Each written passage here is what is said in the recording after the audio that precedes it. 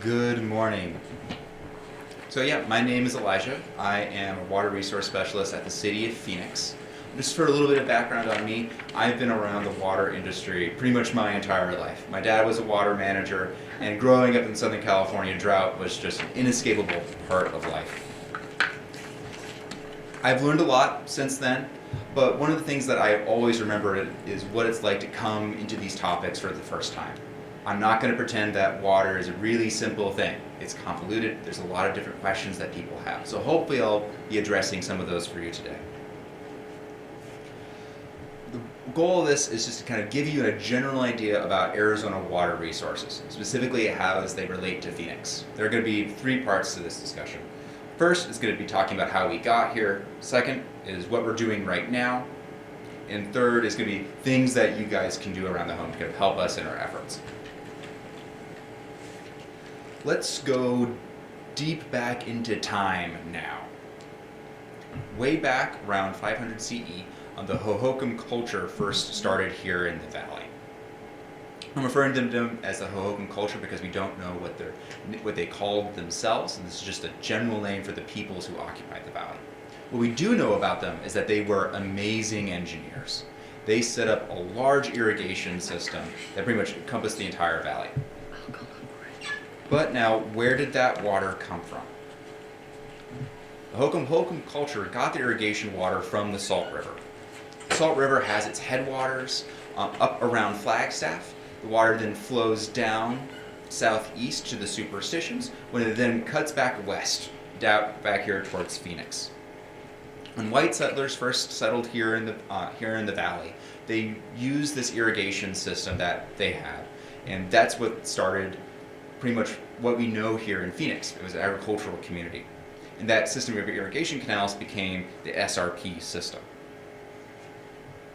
Now, the SRP system looks a little bit different now than when the Hohokam used it. With the assistance of Bureau of Reclamation in the early 20th century, we built a system of dams and further irrigation canals to further supply life here in the valley. But it wasn't enough. There was continued desire to grow, continued desire to keep building it out.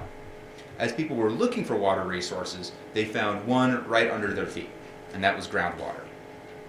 Groundwater is a little bit different from surface water, but it's also what it says on the tin. Groundwater is the water that we find beneath our feet. We access it through drilling wells. Now, people who are just really familiar with just getting water from a tap, you might just be saying, well, yeah, where does it matter where it comes from? Water is water. And you're completely right. From consumption perspective, after you receive treated water, water is water. It doesn't really matter where it came from. For a water resource manager like us in the city of Phoenix, things are a little bit different though. We need to be thinking about where water comes from, because that gives us an idea about when it might be available, what chemistry it has, and most importantly for this discussion, how sustainable it is. And that was our major issue with groundwater. Going from the 1950s into the 1970s, we began to, what we say, over-extract our groundwater resources. We are taking too much out and not allowing enough water to go back in. This causes something that we call subsidence. This is the crushing of those little holes that had the water in the first place. It means that the aquifer loses its capacity. And for all of us on the surface, the houses and the buildings we build, all those begin to sink down into the ground as well, causing massive issues. This is what creates the first part of our story here, a major piece of legislation that got passed, which is the 1980 Groundwater Management Act. Pretty much anything that you hear or see in the news about water management in the state pretty much all goes back to that act. 1980 Groundwater Management Act did a few things. First, it created these areas that are called active management areas. These are areas where groundwater is really closely watched, from on the state side for groundwater modeling, as well as for people there who pump from it. In those active management areas, users of that water or those water resources need to demonstrate what's called a 100-year assured water supply, and Phoenix is included in that. It means that the water resources that we get are almost 100% renewable. Instead of being purely extractive, such as taking groundwater from the ground and not replacing it, Instead, these are water resources that we can rely on for years and years to come. We just actually had an incident with the enforcement of the Groundwater Management Act. You may have heard something about Phoenix stops development in the north because of groundwater issues. The Phoenix that the news is referring to there is the Phoenix Active Management Area. Unincorporated communities were restricted from growing. I know that lots of times when we're talking about environmental legislation, people can say it's toothless, or oh, there's no clear way to enforce that. Well, the Groundwater Management Act is not that. The state is really active in making sure that it gets enforced and that we're following those lines. So otherwise, we're just relying on non-renewable resource.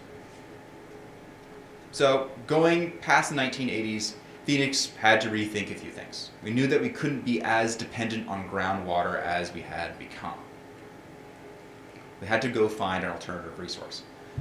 Thankfully, one was just coming online, and that was from the Colorado River. City of Phoenix receives Colorado River deliveries through a system called the Central Arizona Project, or CAP. Think of it as like a giant straw that comes in from the Colorado River down here to Phoenix. It also serves a little bit of Tucson, as well as Flagstaff. When we're talking about the Central Arizona Project, we need to first look at the Colorado River. Now, Colorado River is way, way bigger than the Salt River. Salt River is like a tiny little tributary to it. Colorado River has its headwaters in the Rockies and comes down south until it leases out in the Gulf of California.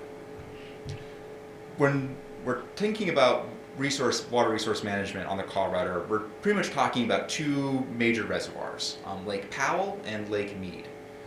Lake Powell serves what we call the upper basin states. And before I get this wrong, those upper basin states are Utah, Wyoming, and New Mexico.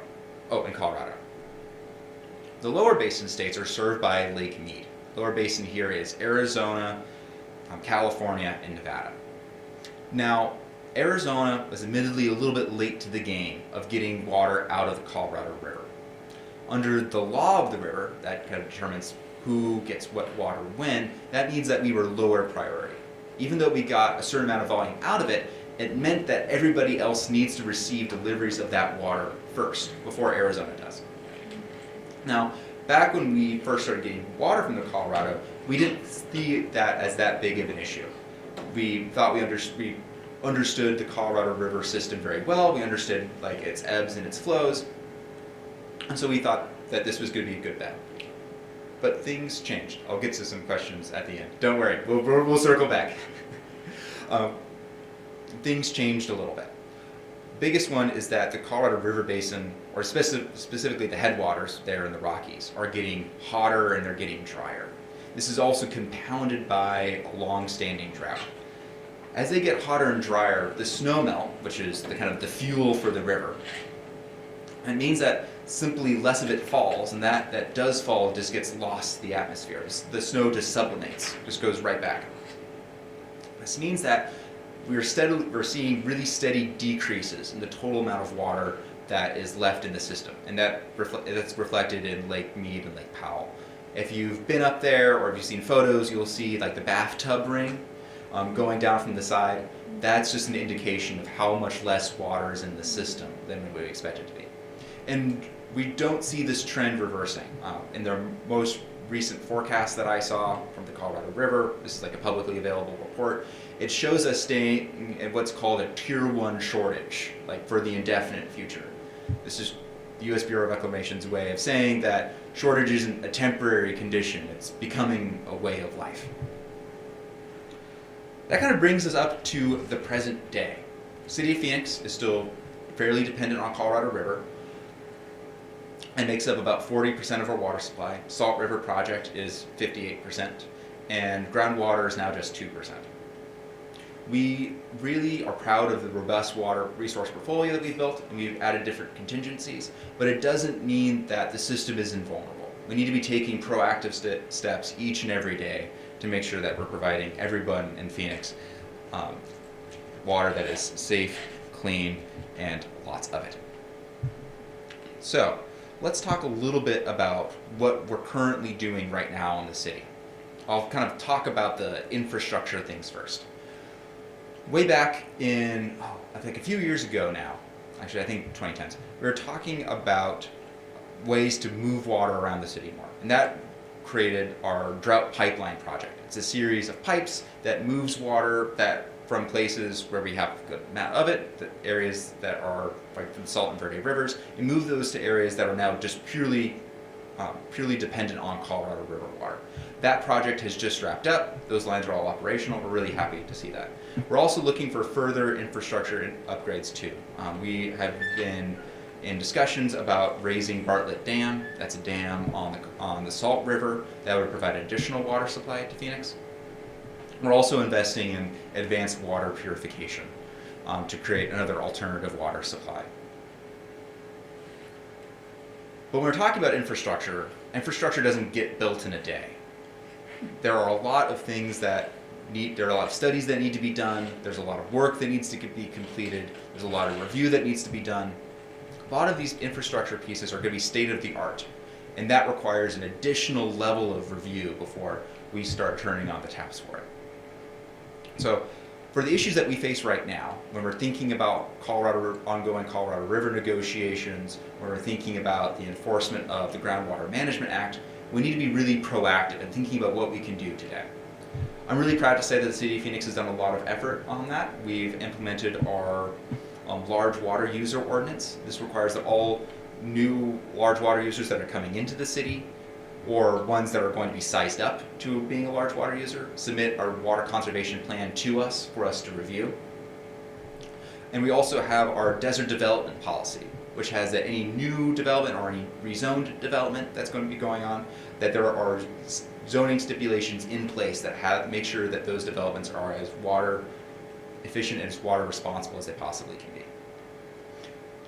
But there's a lot of things that regular people can be doing too, and that's part of the reason why I'm here today, is just to talk to you guys about that. When people come to us and say, oh, what should I be doing around my house? What should I be doing to be more water efficient? The absolute first thing that I say is make sure you don't have any leaks. I know it's really silly, I know it's really basic, but I cannot tell you the number of times that I've talked to somebody about how and when they check for leaks, and they go like, oh, you know, that dripping faucet's been on for a while, or oh, that pipe has been making a weird sound. Now's a great moment to go check it. Not only will it save you on your water bill, but it could also prevent unnecessary damage to your home or your property as well. After that, if you make sure that you're completely leak-free, the next thing that I would want you to do is make sure that you're watering above the weather. Our weather here in Phoenix, it can shift a lot. Right now, like this last winter, has been so mild. It's been so nice. We've gotten so much rain. It's really great to see everything coming up green and blooming. But were you watering when it was raining all those times? Yeah. If you were watering when it was raining, you weren't getting the full benefits. And you may have been giving Mother Nature too much of a favor for your plants. So, as you're going into the summer, be thinking that remember that you don't water a cactus the same way that you water grass, or that really big pine tree. Be just mindful of when you're watering, how much you're watering. You have a lot of materials that are available. If you live in Paradise Valley or the general City of Phoenix service area, we're really happy to let you know that we offer incentives for smart irrigation controllers for $75. So that incentive pretty much covers the entire cost. If you have any questions about that, we've got a table up front. You can also go to phoenix.gov/safe water for more information. So if you've done all of that, make sure you don't have any leaks. Make sure that you are watering with the weather. What's the next thing you can do? Well, that's finally making the upgrades.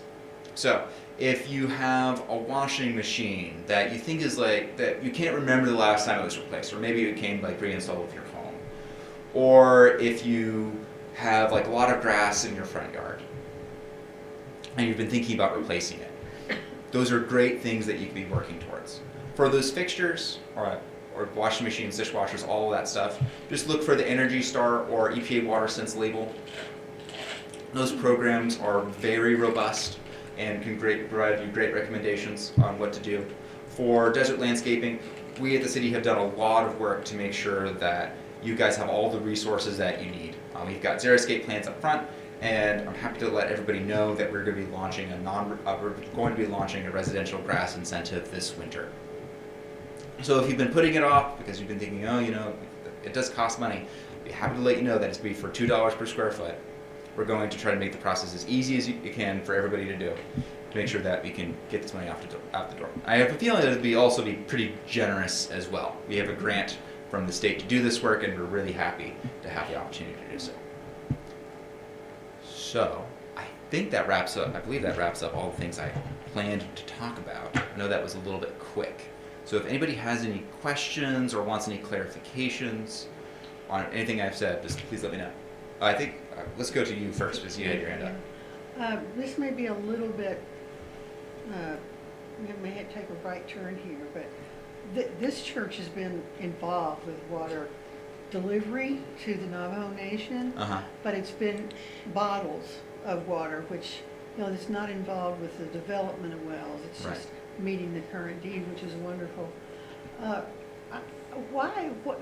learned, as being just a little bit of this, being involved a little bit with this process, that 30% of the Navajos do not have clean water.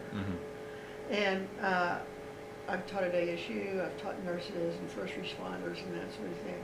And I had a nursing student one time who I asked her about how her holiday was, how was Christmas and spring break, and she said she spent most of it hauling water. This is like 10 years ago, and it's just hard to understand why this land was initially theirs, and then the U.S. made a promise, had a contract, and then forgot it or didn't fulfill it or never had one to begin with. How can we talk about water in real dense cities when we don't have enough, we're not distributing enough to Navajos? So when or other Indian populations. Yeah, so there's a limited amount I can speak on that, but I'll try to answer it as well as I can. For tribes, there are special arrangements between them and the federal government, and for water provision, and it is kind of, again, speaking on the outside, it is a very complicated system, and I'm not saying today that it's done a great job. But we at the city, when we're working with tribes, all of the work that we do is trying to find areas for agreements, and where we can help be part of the solution. We've had lots of agreements with tribes about water provision and water conservation. That's been related to our Colorado River negotiations. We've also been trying to make proactive efforts to make sure that the history of the landscape is acknowledged through exhibits and partnerships on those lines. What's the projected increase in the cost of water over the next 3 years, retail users? Oh, okay. So for that, I do have a slightly more concrete answer. For water, rates are going up, and they have for the last few since October of last year. They've been increasing. The water rates overall are on average increasing about 6%, and it's a 6% increase for each step up. We don't have after this last increase, I believe I think it's the one that we just had, or maybe another one in 2025. I need to review my information. That's the last one we have planned for a while. If you want any information on what your water rates are right now, I am more than happy to walk you through that process. I can understand that I've done it myself. It can be a little bit confusing. If anybody wants any assistance for that, just let me know. I was just going to say, when we're driving or walking around, many times we see sprinkler heads or whatever that are broken, that are maybe part of the city of Phoenix or whatever's water system. There's an emergency number that you can call and tell them where it's located, and so that it gets on a list to come out and fix, so it's not wasting water day after day after day. Right. Because I called regarding 2 in our neighborhood, and they came out within a day and fixed it. Yeah, we're really happy about our response time. This is all great information. With all of these new developments that are, springing up like all over the valley, I mean, is there a team or somebody that does like feasibility studies? Like, are we gonna be able or project how much water the usage will be for all these additional developments? I mean, like, to provide enough water for 100 years for, all the new developments that are springing up? So now we're getting to the nuances of that 1980 Groundwater Management Act. So when City of Phoenix it has to demonstrate a 100-year assured water supply, that includes our growth. So in our planning development department, we have what's called our build-out plan.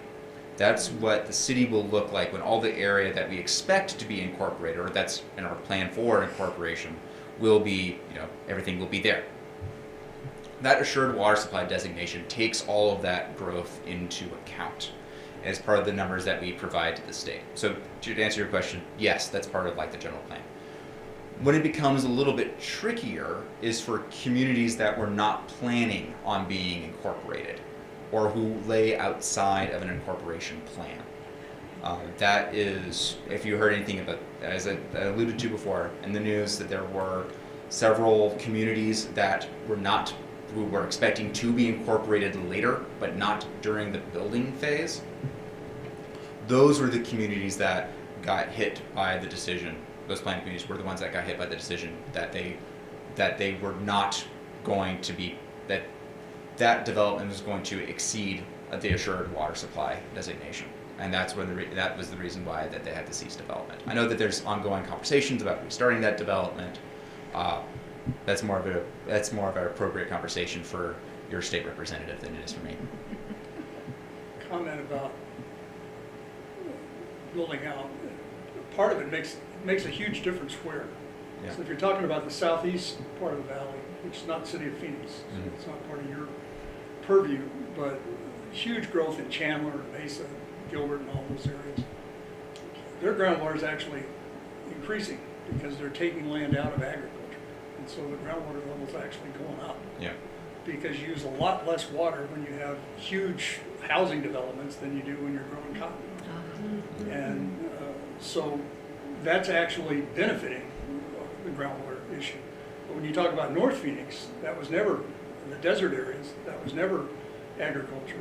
And so any groundwater that's taken out of that is having a negative impact. So part of it, I mean, there's a huge